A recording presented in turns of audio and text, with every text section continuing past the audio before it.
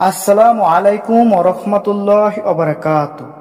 সুপ্রিয় দর্শক, আশা করছি মহান রব্বুল আলামিনের অশেষ রহমতে আপনারা সকলে অনেক ভালো আছেন।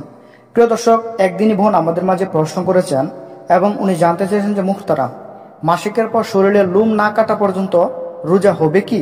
যদি আমার মাসিকের পর আমি শরীরের লোম না কাটি তাহলে আমার রোজা হবে কি না, আমি রোজা রাখতে পারবো কি না, আমি এই বিষয়ে অনেক চিন্তিত রয়েছি।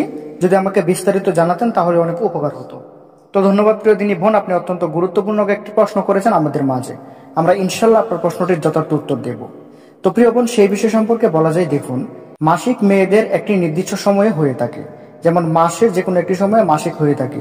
তেমনিভাবে অনেক মহিলারা আছে রমজান মাসেও যাদের মাসিক হয়ে থাকে, তো তারা রমজান মাসে মাসিক হলে রোজা রাখতে পারবে না।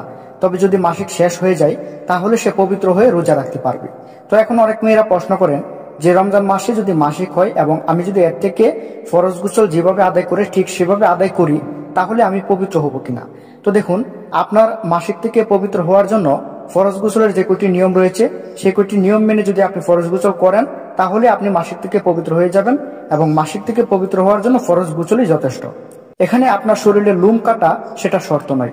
আপনার শরীরে লোম কাটা না কাটার মধ্যে রোজা রাখা বা না রাখার কোনো পার্থক্য নেই। আপনার শরীরে লোম থাকলেও আপনি রোজা রাখতে পারবেন যদি আপনি পবিত্র থাকেন। তবে মনে রাখতে হবে, পবিত্রতা ইমানের অঙ্গ। আপনার শরীরের যে গোপন অঙ্গের যে রুমগুলো রয়েছে সেগুলো 40 দিন যাতে পার না হয়ে যায় সেদিকে খেয়াল রাখবেন, কারণ 40 দিন পার হয়ে গেলে আপনি গুনাহগার হবেন।